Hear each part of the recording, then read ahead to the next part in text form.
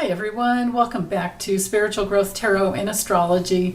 I'm Denise, and this video will be devoted to addressing the nodal shift of that we're gonna go through. I'm gonna do this a little bit early, but it starts on the 17th, lasts for about a year and a half, and we have the Cancer new moon coming in on that same day, so I think that's very significant as well. So, but anyway, the nodes of the moon are going to shift from Taurus and Scorpio to Aries and Libra. So things will be, I think, heating up. So anyway, let me swap out cameras here, bring you over my table. I'm going to take you through the houses so you can line it up in your chart, as in if you have that nodal shift, like say in the 1st to the 7th, 2nd to 8th, 3rd to the 9th, I'm going to do that for you. So as long as you know your chart, you'll have some good information. So anyway, be right back. All right, so I started with we have to recap what we've been through before I show you the chart underneath, which does reflect the nodal change. But the same day when the nodes change from Taurus to Scorpio to Aries and Libra, we have the Cancer new moon coming in, 11:32 a.m. And I won't go into that, everything regarding the Cancer new moon into your natal chart, but just to suffice to say that wherever there's a new moon, we have the opportunity to plant new seeds of consciousness, and it's especially true with a Cancer new moon. Cancer energy is cardinal. It moves. It wants to move towards something that creates more security. And that's especially the case with that North Node in Taurus. So it's really important to reflect on what we've experienced over the last 18 months, where, Taurus here, ruled by Venus, which, if you're into tarot, you could put the Empress card here, and this would be mom. Right? That is the energy that led the way. And we had the wisdom of the South Node in Scorpio, which, if you want to put a tarot card here, you could put the Death card, Death Rebirth card. Because Pluto rules Scorpio, you could also put the Judgment card.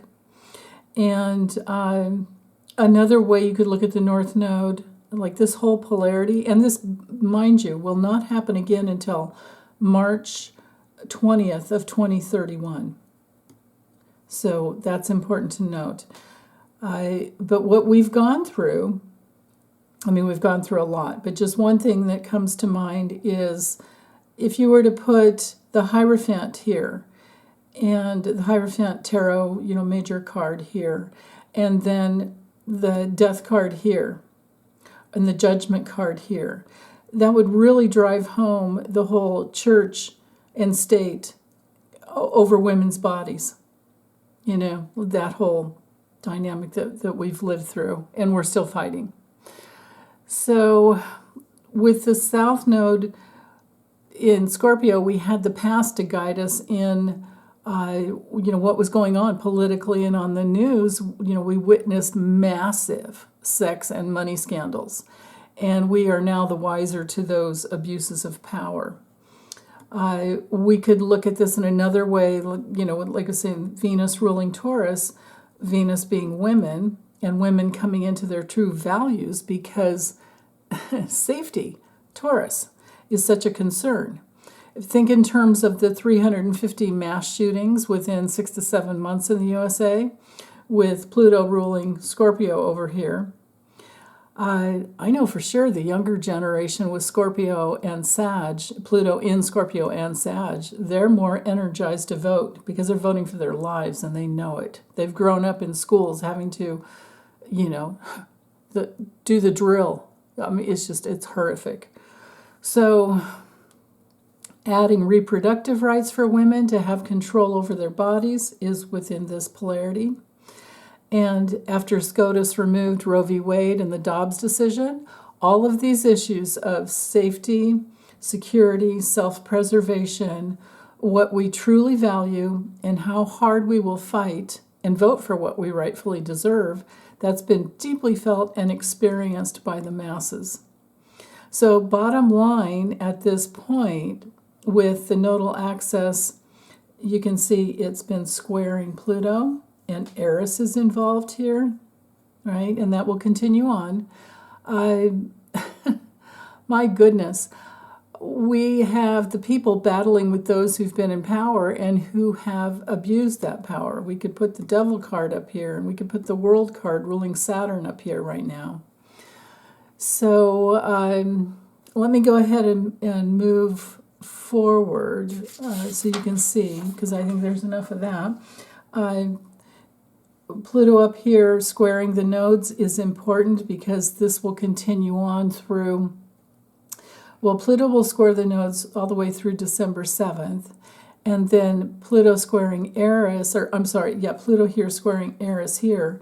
Now the nodes, they're going to hook up together later on, but anyway, this Aries square to Pluto will last through Christmas Day of this year. And Aries, remember Aries is the feminine struggle for equality. And it takes 258 years for her to orbit around the sun. So, just think of putting Mars, it's the natural, Mars will be right here ruling the node and Aries together because Mars rules Aries. And then we're having Venus over here being the natural ruler of Libra. So things are going to shift quite a bit. So from SCOTUS with their lack of ethics and oversight to, very little being done about gun control, to predatory lending institutions with, Pluto and Capricorn. We can think of SCOTUS saying no to student debt relief, student loan relief. And, so anyway, that's just one part of it. But more of us know, there's more of us, right? So besides the predatory lending, besides nothing being done about gun control, almost nothing, nothing coming out of the GOP, now we pretty much know, because of all the sex and money scandals, and especially money scandals, we know that what so many of us have known all along is that the abusive, greedy billionaires have control over the GOP and much of SCOTUS, with Citizens United, Federalist Society, Heritage Foundation, and all these other super PACs that we don't even know the names of, basically any 3 letters. And they'll create more just to hide, because that's what they do. They create shell companies, funnel the money through the shell companies to wherever they want it to go. And until we get that fixed, you would have hoped that it would have been fixed during this year and a half with when the nodes were in Taurus and Scorpio. But no, we haven't. We have Sheldon Whitehouse fighting immensely, but anyway. So I promise I'm not going to talk about politics after I get done with this little spiel, but just to know that that's a backdrop of what's going on, and then we'll get into our personal experiences when I take you through the houses. So if you have your charts, if you know your charts, print them out and take some notes as we go, and hopefully you'll have a good understanding of what issues will be on the table for you for the next year and a half. So, but the sad part is, with the greedy billionaires playing their game, it's pretty much to keep people in survival so that they don't have any fight left. And that way they can keep on doing their dirty work behind the scenes, manipulating corporations and the markets. But the change from Taurus and Scorpio, which was fixed earth and water, moving into Aries and Libra, Aries here, Libra here, which is cardinal fire and cardinal air. Fire and air work well together, but it should cause us to take much more of a stand. So because the cardinal energy expands. It creates something new. And we had that, this one. Oh, yeah. We have the Cancer new moon, which is cardinal energy. And you can see a grand square right here. So this is leading up into the nodal shift, where we have, mom energy here. We have mom energy coming in here, coming here. We had mom energy here. Now we have mom and dad, healthy mom and dad energy. And the focus is on the family. The focus is honoring what's sacred. The focus is how are women safe in the reproductive rights? What do we stand for with this polarity here? Air is more objective. Libra, especially Libra, is like the bridge that wants to communicate, and then there's more curiosity. And then with the objectivity, it's like, oh, I didn't think of that, right? And Aries is like over here, just instinctually getting guidance. So there's a lot, this can be what about us, and this can be what about me, basically with the Aries to Libra polarity.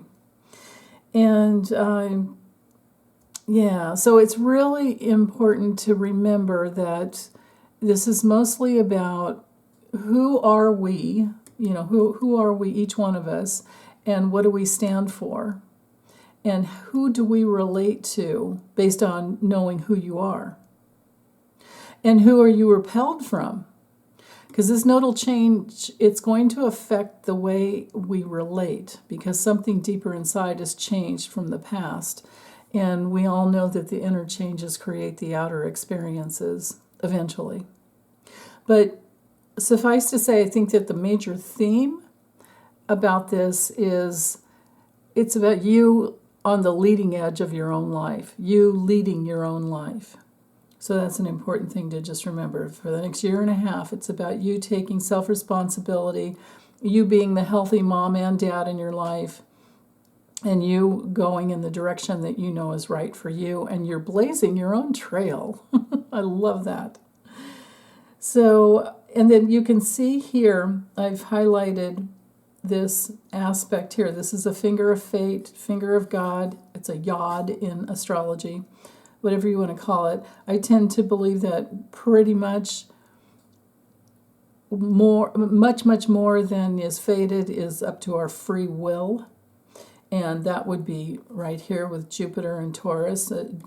Jupiter is the planet of free will. Well, so you could say Neptune is too, but Neptune can be more nebulous because we're mixed together in mass consciousness and Neptune. But wherever Jupiter is in your chart, you have a deeper understanding of it's about what you believe in and exercising your free will. So that's important. But anyway, back to this finger of fate. So this will be true for everyone, for all of us, where it's leading us from this newfound sense of how we relate to, coming from our past experiences of relating. Now remember, the nodes go backwards in time, so we're starting at 29 degrees, and eventually, in 18 months from now, we'll get to 0 degrees of Libra. So with the North Node in Aries, there's something new coming through. We are trusting our instincts. We are more daring. We are willing to assert ourselves, and we have a really good opportunity to come more deeply inside of who we truly are. Now, for a lot of people, there will be the healing of abandonment issues. There will be the ability to let go of impulsiveness, but you might have impulsiveness come up and then go, oh, yeah, I realize what that is. Okay, let me just settle down, take a deep breath, and relax, right? Because we're dealing with fire and air here, we have to be careful. So with this yod coming through here, we have the opportunities with this sextile at one end. The opportunities, I actually should have highlighted in well, it's okay, I did right here, but just focus in on the opportunity to go for what you love, Venus and Leo, right? Unifying, because Venus is at this ripe degree of Leo, 28 degrees, and so there's maturity there. The maturity of knowing more deeply who you are and being able to balance everything out. But again, it's fire, so there's quite a bit of fire. There's our water here, it can get kind of steamy. But with Venus here in this opportunity to the past, I would think that you're much more, you have a deeper knowing, a deeper understanding of how it feels to truly love yourself and love someone else, because we can't really love anyone else until we love ourselves, or to the degree we love ourselves, we can love others. Otherwise, we're just projecting our self-hatred out, onto the world, and that's what we see with these, greedy, dirty politicians and judges. So, I guess they can be our role models for how not to be, I suppose. Goodness. But they're all, dependent on each other, so they're just going to fall apart eventually, all of them together. And we can see we have this opposition here to Mars, from Mars to Saturn, so that there will be the testing of the limits and the details that come out about, government. Hold on one second. And then for us, with this yod, well, for everyone with this finger of fate, with this yod, there's adjustments that need to be made.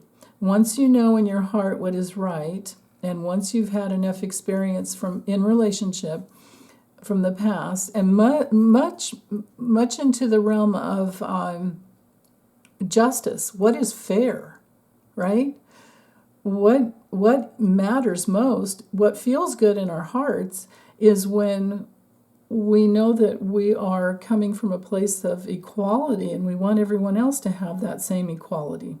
When our belief system is aligned with that equality, we're in truth. We're in absolute truth. And this quincunx here to Neptune is at that other leg, and what's there? Well, it's source energy. And oftentimes you get a brand new perspective, especially, because Neptune's in Pisces, it's natural.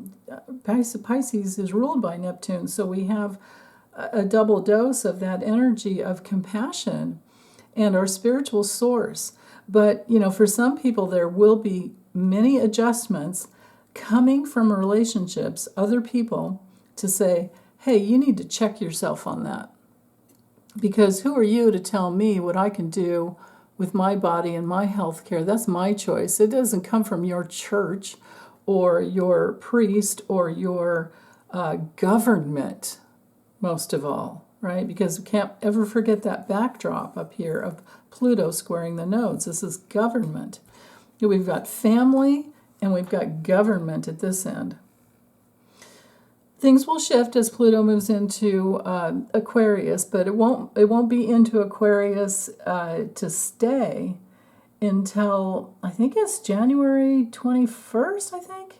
Yeah, I know it's 2024. But yeah, we'll have a little bit of, it'll first get in there, well, it did already, went in March, and then it retrograded in May, and so it's, we're back into Capricorn as of last month.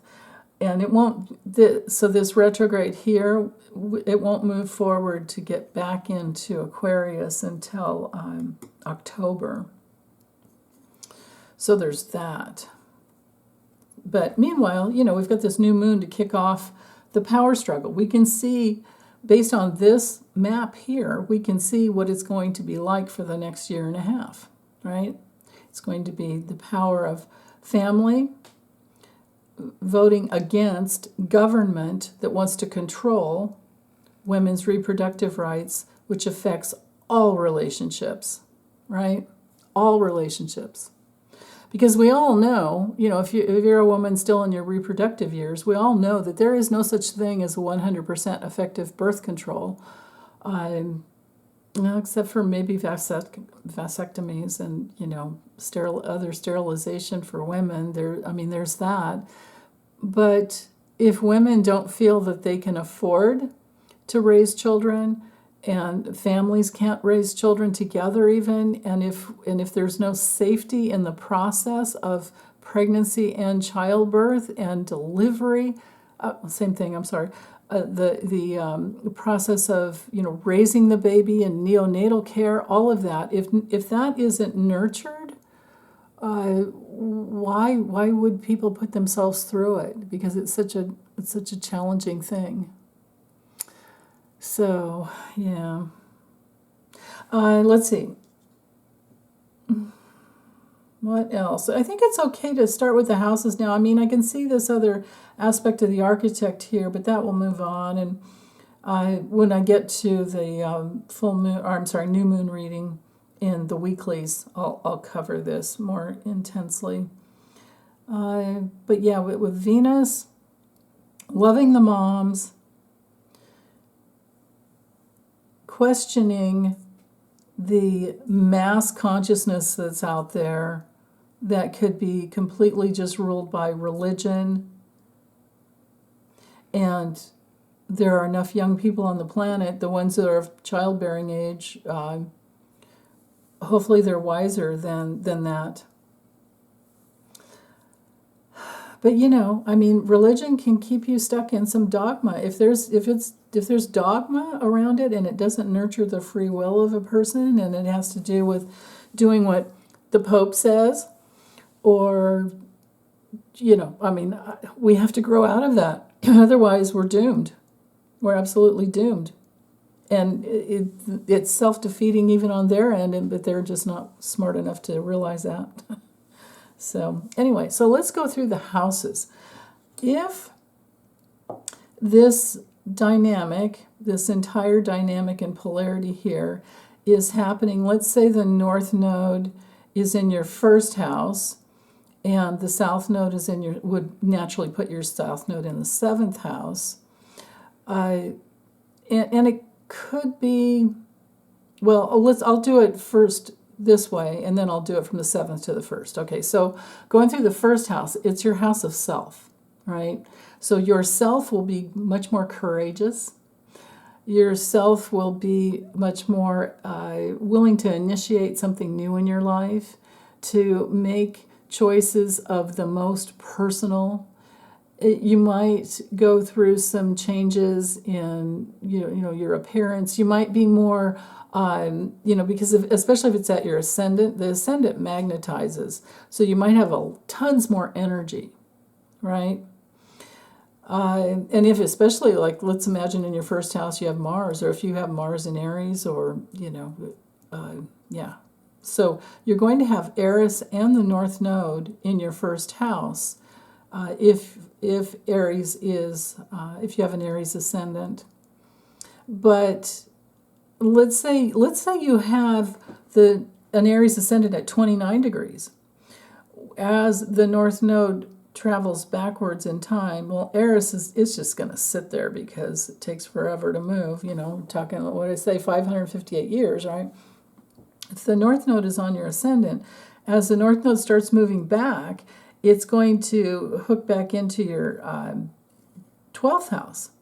So then you'll have more courage in your spirituality. So these things need to be considered. If you have, if your chart's set up, I have this set to 0 Aries so that, I can see the natural, because I don't know where you live or where you were born, but in your house, in your natal chart, whatever degree is on your ascendant is what sets up the whole, especially the 4 hot points, everything in your chart. So if Aries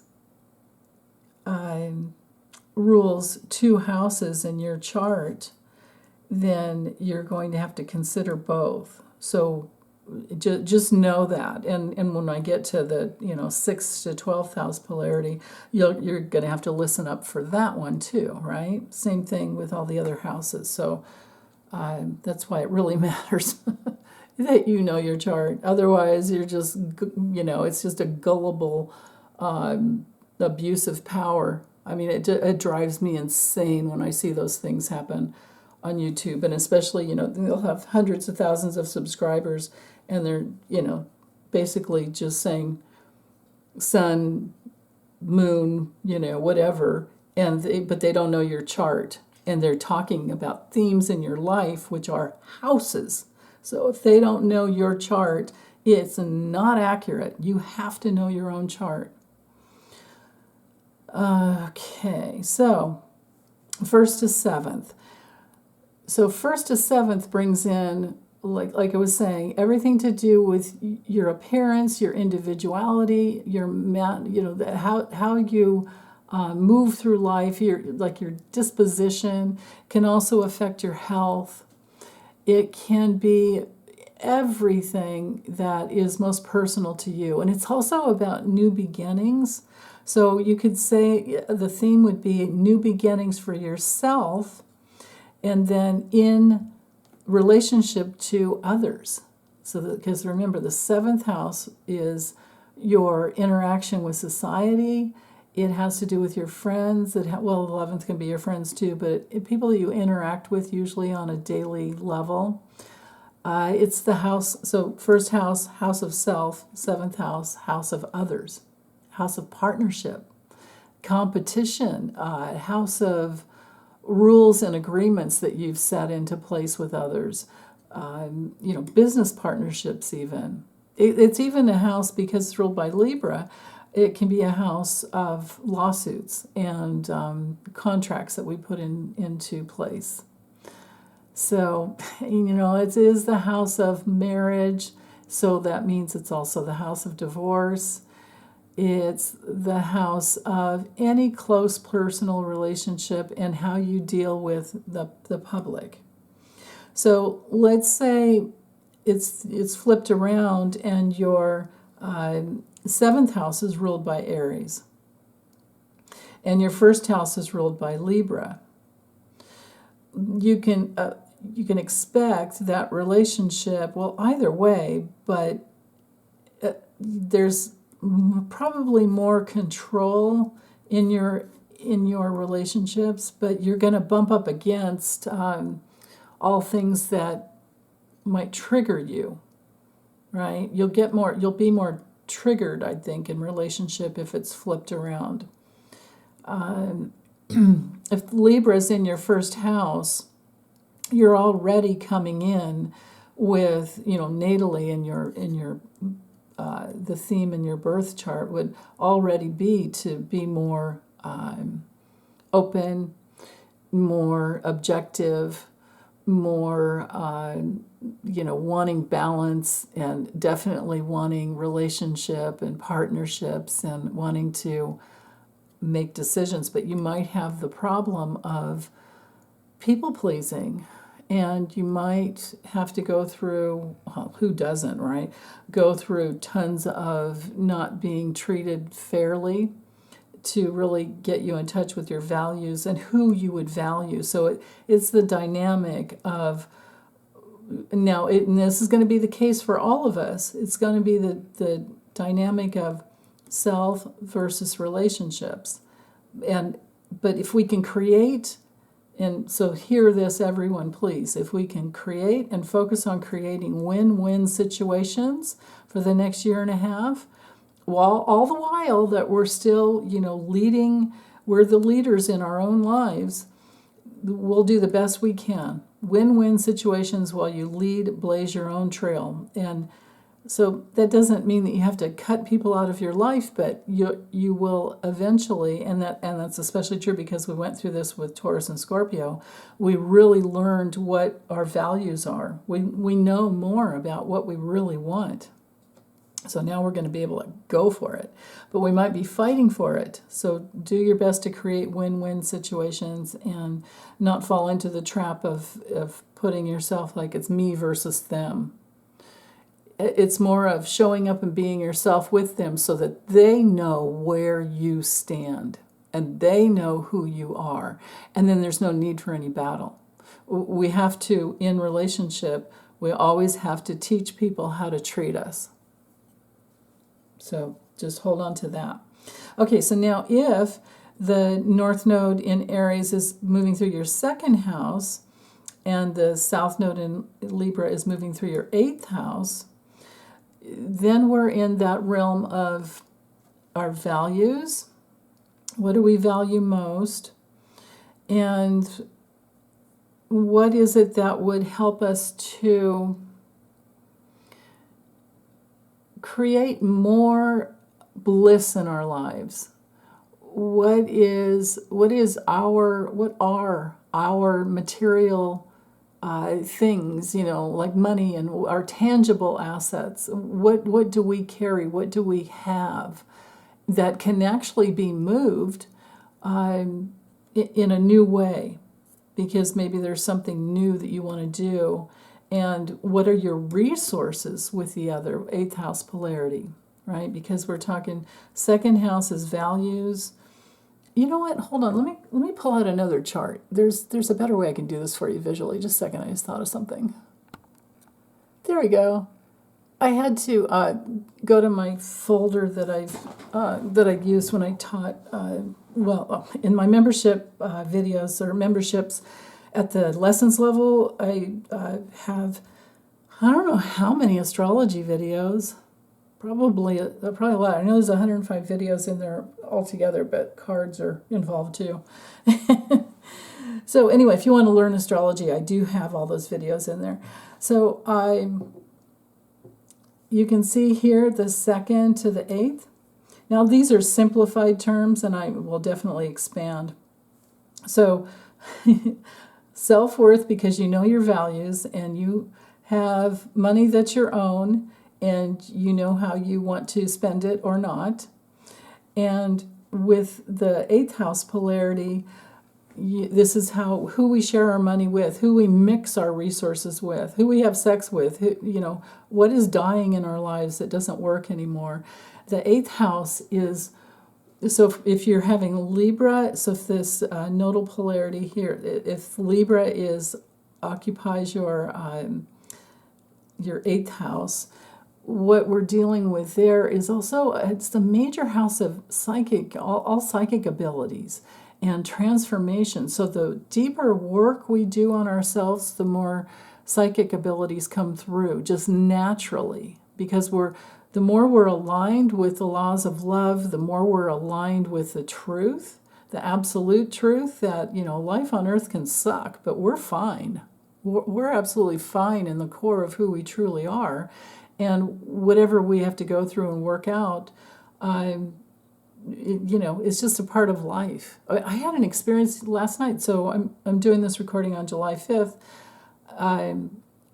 Usually 4th of July, since I moved out of the cities, when I was in California, so since 2016, and when I moved to Oregon, all the experiences I've had have been a little bit horrific on the 4th of July with like bomb type of, I'm sure it's more than an M80, the one I heard the other night, but then not being able to sleep at all on July 4th. Well, this July 4th, so last night, I decided, and it's been leading up all week, I've been kind of working this through, just like, it's no big deal. Even if I lose sleep one night, I'll be just fine. Well, I had last night the weirdest experience where, because I was in acceptance and just let go, what happened was, but I don't have any pets, so my heart goes out to everyone with pets who, have to nurture them through the week and probably the week before and the week after. But because it was just me, and I don't do well with earplugs. I can't handle anything stuck in my ears for very long.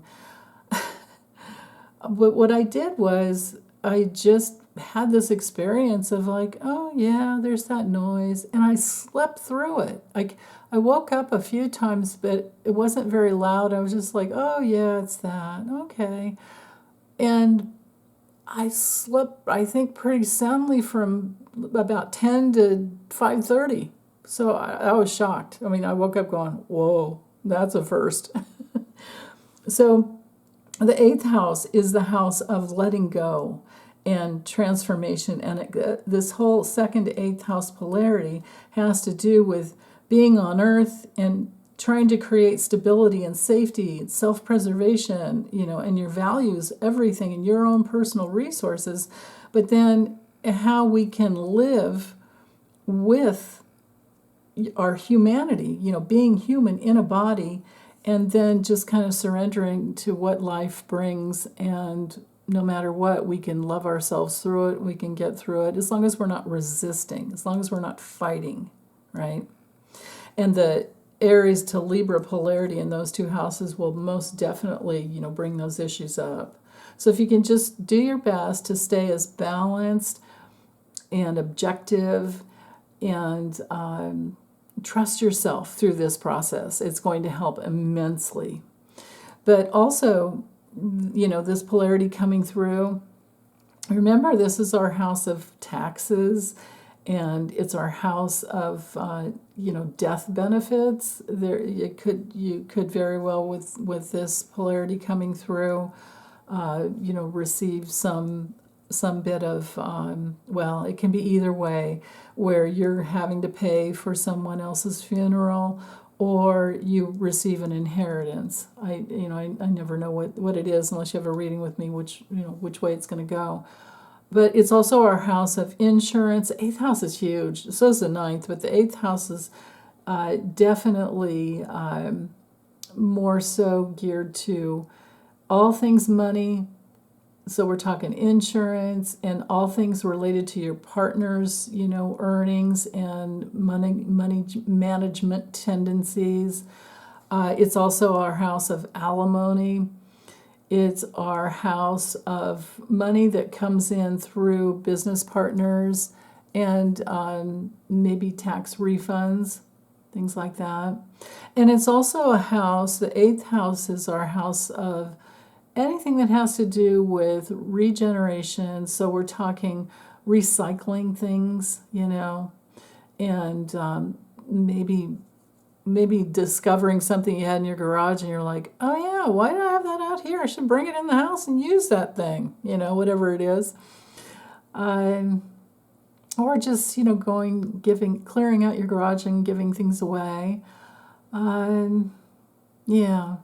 But it's a very, it's concerned with all types of transformatory sexual, energies. So we could put menopause in this house as well. So maybe you're balancing out, going through, maybe you've gone through perimenopause, and now this transit again will bring you into much more balance, so it's not as challenging. Yeah, it's also our house of reincarnation. So maybe you've been working really hard on your, or allowing, the psychic abilities to come through, because we can't push and force, but you can work on them, right? And maybe mediumship is coming through, especially if you're having connections to your 12th house too. So that can be fun. The fun and enlightening and helpful, anytime you can help someone heal the loss of a loved one, that's a wonderful thing. So just think of it in terms of your house of rejuvenation. And with Libra there, it could very well happen through relationship and through being a bridge in relationship, which we all are, but Libras tend to have, or anyone with a lot of Libra in their charts, tend to have a good advantage there. So if it's flipped around and your north node, the transiting north node is in Aries, you have Aries in your 8th house and Libra in your 2nd, you're going to be forging new frontiers in the, all those issues I talked about, your partner's resources. You might be much more willing to assert yourself. You might be much more willing to be the one that gives, be the one that takes charge, be the one that says, okay, you've been doing this for so long and thank you so much, but now I want to be the one that pays the bills, or I want to at least know what the hell's going on, because maybe you kind of sat back in the past and just kind of received. And because you work out who you can trust, and that's great. And then once you have it, it's like it's easy to just kind of coast. But when the nodes do that shift between the 2nd and the 8th, you're more wanting to assert yourself into understanding all of this, right? Because because most of all, Aries is about independence. So you want your independent, you want to understand the way things work so that you can be more independent. Because everything, see, most people don't get this, and it's such a simple thing. Once I say it, you're going to go, oh yeah, sure. Whatever in our natal charts, we come in with this birth map, and whatever it is where we left off from our past lifetime. At least this is what I believe. It's been my experience. And what happens is that whatever you work on while you're here in body creates your next lifetime. So nobody wants to stay stuck and just ride on their, coast on your laurels and ride on your graces or whatever. You want to keep working hard because it's going to set up your next lifetime. So now let's go ahead and go to the 3rd and 9th. So our 3rd house has to do with siblings, how we communicate, how we think. You can see here immediate environment and communication. Yeah, and it's ruled by Gemini, so it's like, Mercury influenced as well.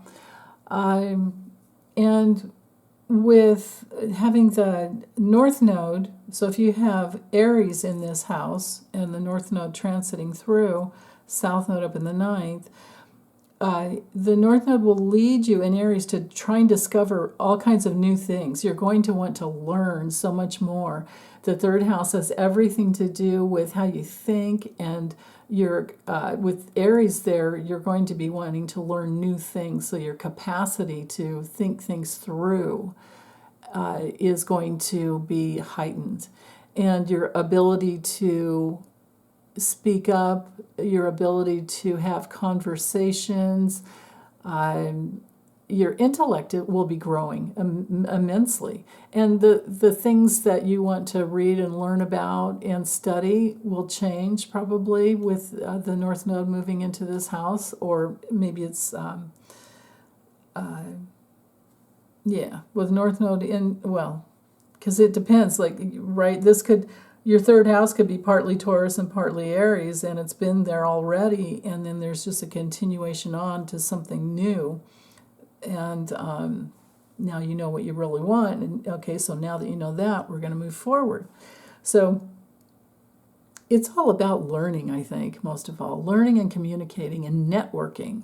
Networking is a key word with the 3rd and the 11th house, too. Now, the 9th house, so if the South Node in Libra is in your 9th house, this could be new relationships that come in because of going to college or studying in a higher, now higher education they're thinking colleges, but I can tell you I've natally Mars in my 9th house, and it has never had anything to do with a PhD or a master's. It's always been about spiritual law. The 9th house is natural, man-made law, or natural law, spiritual law, and also man-made law. So you might get really interested in that, especially as, if Libra's there, especially in how it creates equality and fairness and justice. The 9th house is our house of beliefs. It's a house that governs our legal affairs, our publishing interests, and that means media of all types. It's our house of divination. It's our house of long journeys, right? So courts of law, long journeys, foreign countries even, right? I mean, because the long journey could take you to another country. It's, like I said before, our houses of universities, but also our churches. It's our house of thinking outside of the box. So is the 11th, though. But this, we go through, with our transits, things go through the 9th house first. What else with the 9th house? Large animals. It rules large animals. So if you like horses, especially, it's also our house of any relatives of our partners. So with Libra there could be, I'm feeling like a lot more partnership that's growing because you're growing and learning. Now, if it's flipped around, and we have Libra here in the 3rd, you've already got that fundamental, natural way of relating to your environment. And so it would carry over into the new direction that you want to go in. And this would be excellent for anybody studying law. Maybe you want to become an attorney, and in this year and a half, you could very well pass the bar exam, right? Or studying spiritual law, anything that you're really interested in, and it shifts the trajectory of your life when you have that transit. And you would have it about so here's the other thing, I should have said this in the beginning. The nodes change about every 18 to 19 years, and they last for about 18 months. So whatever you were doing 18 to 19 years ago would have gone through an evolution by the time this one begins on Monday the 17th. Oh, and I forgot to say, it begins 12:59, so pretty much 1 p.m. Pacific time on July 17th. So let's go to the 4th house, 4th and 10th. So 4th house, of course, is, well, you can see here it says home, family, and roots. But that's the reason it's psychological. We have our immediate environment, but then we also have the family that is contributing to that immediate environment when we're children, and that includes our siblings with the 3rd. But the 4th house it's very deeply rooted in our psychological foundation. And it has everything to do with, so let's say the North Node in Aries is here. You could have some new kids or grandkids coming in, right? It could be some kids coming home. Let's pretend you have some kids who are in college and or maybe they're at community college and focusing on a new career, which means that they need support, so they're going to move back home with you. There's that possibility. Or it could be that you've had your career going on, but with Libra, if Libra rules your 10th house, you probably would have already been pretty good at creating a career, and now you're wanting more, maybe to work at home, with Aries there, because there's something new. You're more daring, you're more initiating, you're more trailblazing, and it's your own individual, unique self coming through. Now, on some level, sometimes too, you have to be careful about being emotionally impulsive with this transit, because you can get triggered by your family, especially if you move back in with them. But it can be an awesome opportunity to heal whatever issues there are. So, I never look at triggers as being a bad thing. It's just something to work through. But then again, after a while, you don't go down that road anymore, right? Like, why would you when you don't need to? I think you guys know what I'm talking about. So anyway, but 4th house with Aries here would bring in some new issues related to all things domestic, all things related to your home. So you might be remodeling, you might be doing something new in the home, and it could have to do with any other houses. Like if you're fortunate enough, or you've been able to have more than one home, There could be, or maybe you're going to buy a new home. There could be that as well, or buy another home. There's that possibility. It's also a house of very, you can see psychological here. So we're talking, your psyche. It's a house of sensitivity. It's a house of knowing what your real needs are. So maybe you're healing and discovering what your real needs are. Every person needs to, when they've been growing up, hopefully they've had connection and love and warmth and security and safety. Otherwise, they don't grow, completely. We have trouble in our creative department, which is the next, house over. So if we are seen and heard and understood, or to the degrees that we are seen and heard and understood when we're little, baby cries, mom comes, and, someone comes and feeds and snuggles and holds and takes care of and burps and, changes diaper, all that, those things. When those things are taken care of and you're emotionally met and physically met and you're seen, heard, and understood, then as an adult, that turns into your creativity. So those of us who've grown up having to fight for our creative self-expression had to do a lot of healing work within that fourth house dynamic. So if Aries is there, you might have come in if you have a lot of planets in the fourth house, and now the North Node's coming in there transiting, and Aries rules your fourth house. Mars rules your fourth house as well.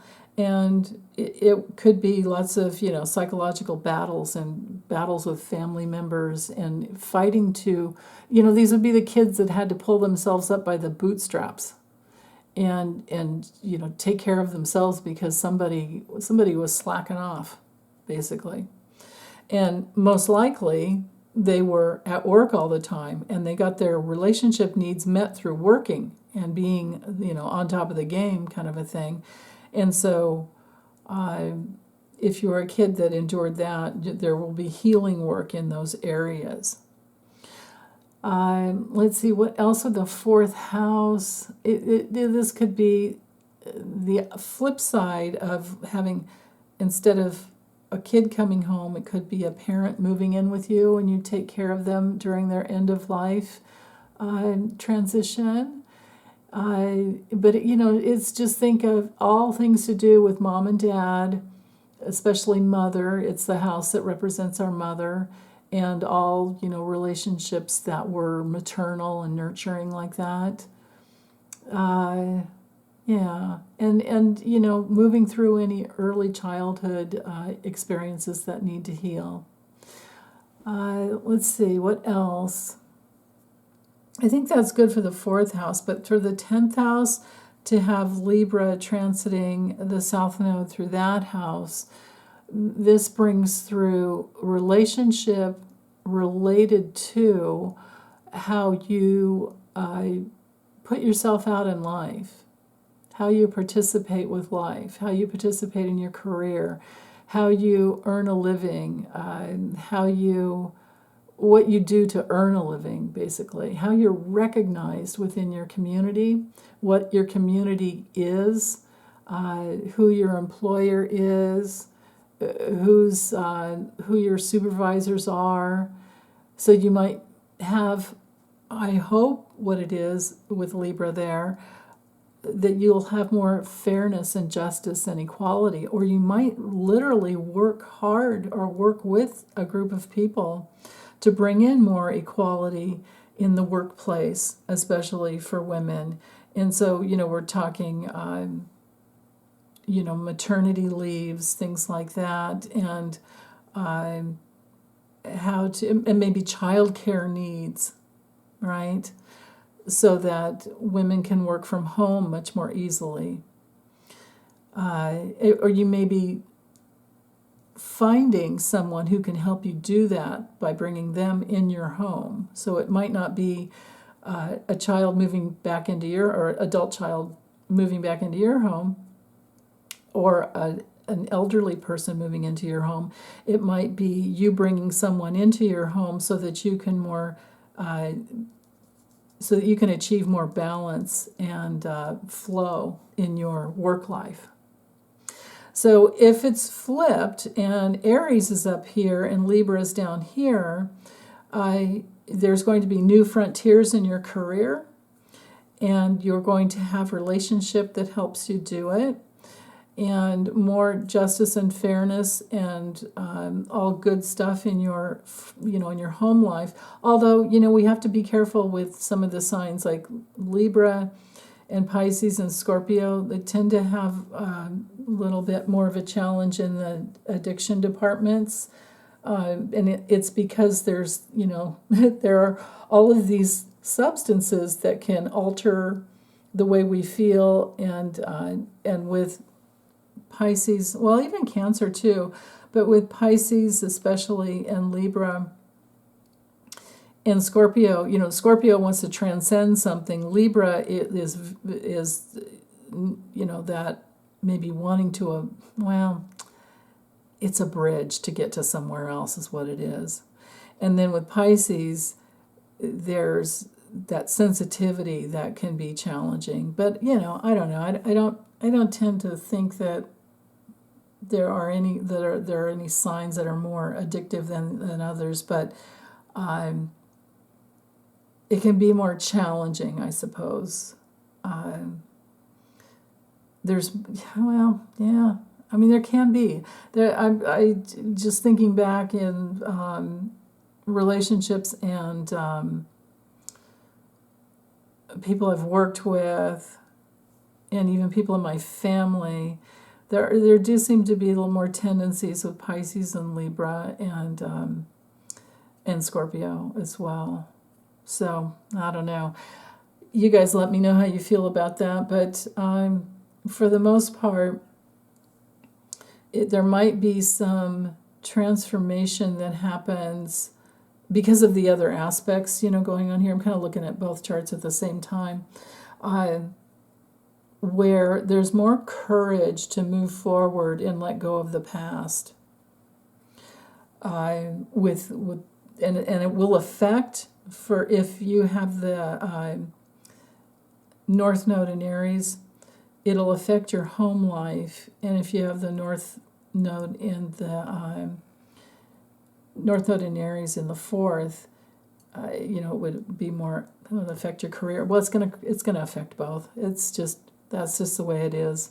Unless you're the type of person that can, go to work and totally leave your family life behind, or the type of person that can,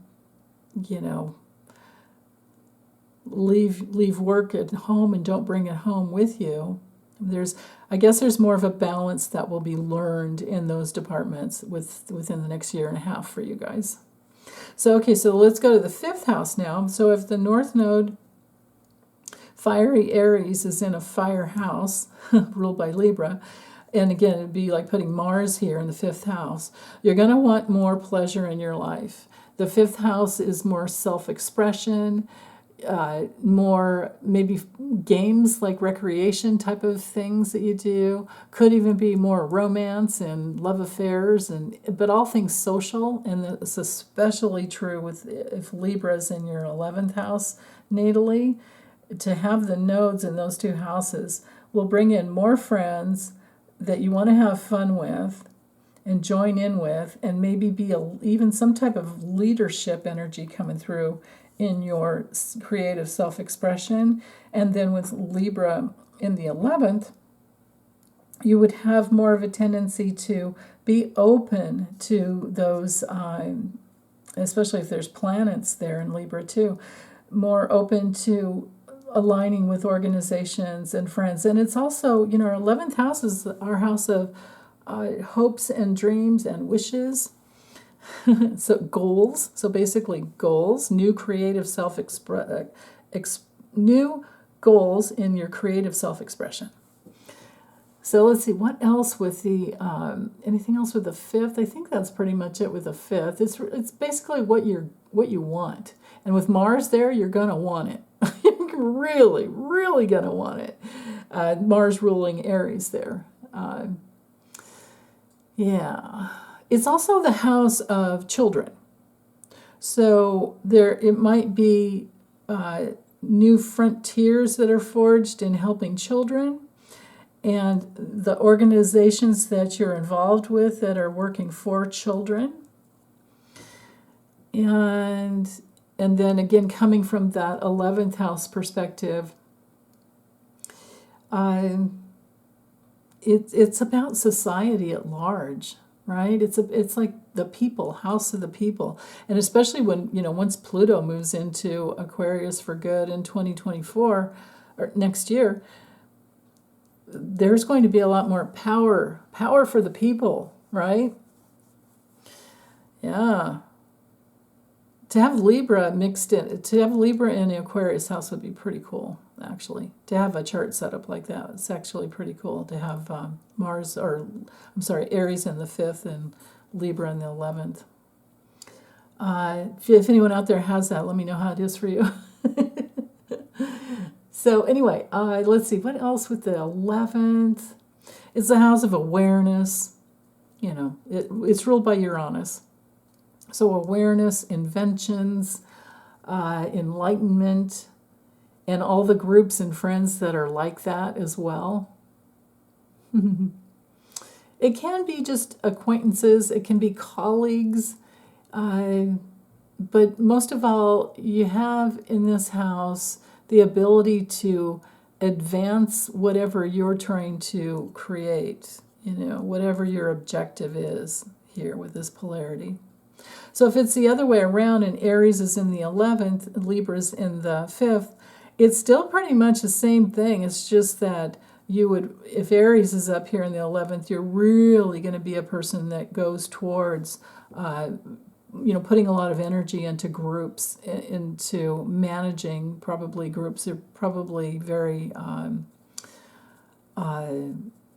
group oriented to start with. If you put Mars up there, fraternal type of things like the being very attuned to the law of sisterhood and brotherhood and helping each other out, belonging to organizations that are very helpful to society. Let's see, what else? I think that's good for that one. Let's go ahead and go to the last two polarities. So 6th house, so if we have the North Node in Aries coming in here, ruled by Mars, there's going to be new frontiers coming through in your daily details of life and scheduling, your health and diet, things like that. It's a house that rules small animals as well. The way you work, the way we serve, it's our worky house, basically. It's also a house of making adjustments constantly. And that's because you're fine-tuning, because things are, you're learning what is effective and what is not. And how we are, affected by things, right? So work, service, diet, nutrition, healthcare, hygiene, illness or not, are working conditions, right? So we can have some new energy go into our working conditions, new energy into taking much better care of our bodies and our diet. Our ability to, get a job and hold a job or work for ourselves and, worky every day. Basically, you take your days off here and there, but it's pretty much, if you're self-employed, it's like 24/7 almost. You're always thinking about it at least. So it's also a house, the 6th house is also, and with Mars, Aries, energy there, it's a house of our co-workers. So we might have new ways of being with our coworkers, or if you are self-employed and have employees, right? So that's all 6. Now the 12th is, here, whoever created this chart thought it's all about secrets and things that are hidden. Well, I see the 6th and the 12th house polarity as both being vocations. Now, this with the sixth house, and especially with Aries node, North Node traveling through there, you're working in that direction of more work. But if you have Libra natally in your 12th house, you know that there's this bridge to spirit, and things come together at its own natural timing. And so the sixth house can be about how you work, but the 12th house to me is about how you have worked in all of your past lives, and you have secret gifts there and things that come through as you know yourself better. So they're not necessarily hidden. See, this is the part of astrology where I just, there was so much that when I was first learning it in the early 90s that just triggered me to no end. Saturn is bad, and Pluto's death, and da, da, da. Well, yeah, we all die, and we all have limitations. That's part of life. And so I basically, I bought a bunch of books, and then I wound up a couple years later taking them back to the Psychic Eye bookstore that I bought them in Torrance, and said, do you guys want these? Because I don't want them anymore, and I don't know what to do with them. Maybe you can resell them. And they said, oh, hey, well, yeah, we'll take them back, and we'll give you a 10% credit from everything you paid for the store. So then I went and bought some tarot cards and basically went home and said, okay, you know what? Universe, God, you want me to learn astrology? You teach me. And so for years, I didn't read anything. I just got tons of guidance in dream time and meditation. And that's because I have my moon in the 12th house in Aries, right? So I kind of threw down the gauntlet to God and the universe and said, you teach me. And they did. That's how I learned the ascendant. Whatever degrees on our ascendant, whatever sign is there, there's a planetary ruler, and that's what we magnetize because it's our body, it's who we are. We magnetize who we are all the time, and life is a mirror. So with that, 12th house, if you have Libra there, you already have a strong relationship with God, Source, all things that could be secret and hidden. But they're not when you know them well. So I call this a house of vocation. And I'm not the other astrologer that does that. What's his name? Maurice Fernandez. He taught a whole workshop on it, and I was like, yes, that's what I got too. I didn't go, I just saw it on YouTube. So he proved it. He had a way to prove it. I can only prove it from my experience, but he had a way to prove it astrologically. But to me, if you just naturally just think of first house as self, you're here. This is me. Here's the second house. This is mine. Third house. Oh, I can think and I can talk. Fourth house. Oh boy, can I feel. Fifth house. What do I create with all of that? And then how do I serve with all of that? And then how do I relate? How do I share? Learn more? What are my beliefs that are always changing until you get solid? And then, what's your, the way you share everything in life and your participation in life, what's your career based on that? And then who are the groups you share with? And then what is the culmination of all of who you are and you've experienced over lifetime after a lifetime after a lifetime? So whatever planets you have in the 12th house, you have strength there. Now, of course, you can always be like Trump and be a born psychopath because you have Pluto there, but, I'm going to talk about that today. That's another... I've talked about it enough.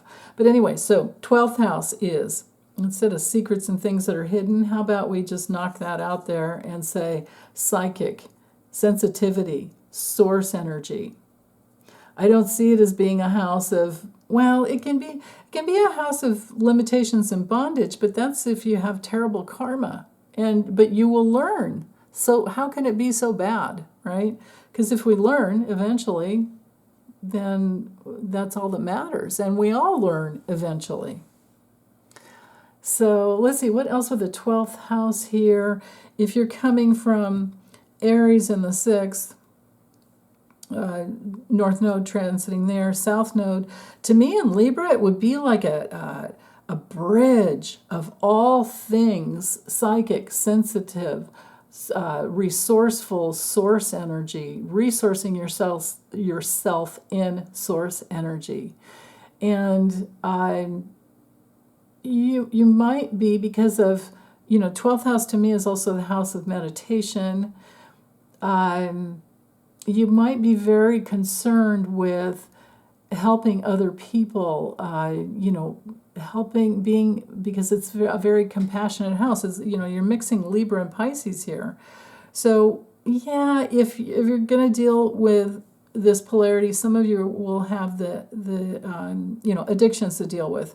But once you have that and it's clear, just imagine someone that is going through rehab or going through, AA or NA or whatever, any addictions, they are going to connect with other people that have those issues, and they're going to find their friends. With Libra, their relationship, there's more friends, and then health will get better because it's always about interdependence. We're all interdependent on each other. We just, hopefully are projecting our love onto each other rather than, self-hatred. So 12th house issues can be visiting jails, prisons, helping people within any type of institutions. It can also be any type of organization that creates some kind of relief for people. So maybe homeless. It's a house of karma, but it's because it's the transmutation, connected to the 8th house. Remember, the 4th, 8th, and 12th are connected. So it's a transmutation of all things from the past. And then what do you do with that newfound wisdom? How do you want to serve with that? And then if it's flipped the other way, with Libra here, if the South Node, so this will be the last bit of this video, the South Node, if you have the South Node in Libra transiting through your 6th house, that brings through that ability to work with others tremendously. Well, actually both of them do, but it's part of your daily detail that you have to do, and then it creates this brand new connection with all things psychic and karmic. You can flip with either one of these polarities, no matter if it's the North Node in the 6th or the North Node in the 12th, South Node, it doesn't seem to matter. I feel like they're so connected karmically that whichever end you're working from, it's going to help you move forward spiritually. Because there is no difference really between your physical matter and your spiritual essence. Your spirit is always there to incarnate more and more and more of who you are in your body. All you have to do is allow it and work with it, and don't judge yourself for the past. Just identify the things that you want to change, and but don't identify with the past as being something terrible that you are, because it's never that way. It's all just experience, and then healing it and transforming it and clearing it out, moving it through. And then, then there's that brand new sense of self, and we just keep going and going and going. So, okay, well, that's it, you guys. I'm going to get this uploaded for you. And, yeah. And if you are of my membership in the top tier, and you've been studying astrology there in my lessons, and you can't remember your chart and you don't have it, I'll send you another copy of it if you need it. And if you can't understand what I've said here to your chart, or let's say you've got those two different houses, that I was talking about before, where the transit's affecting, like, because you have Aries and Taurus in somewhere in here, and it's affecting, fourth and fifth or whatever, one, first, second, third, doesn't matter. If you need help deciphering what I've said, email me and I'll help you out, okay? Or drop it in the comments. But probably email would be better, because I'm thinking you might want a private little support with it rather than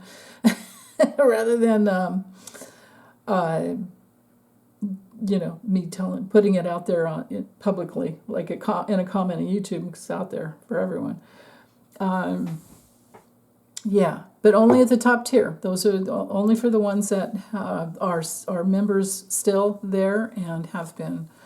And I've done your astrology chart. If I haven't done your astrology, then I can't really tell you much without, yeah. If I've done your natal chart before and you're a member, let me know and I'll help you out. Okay. Thanks, you guys. Bye.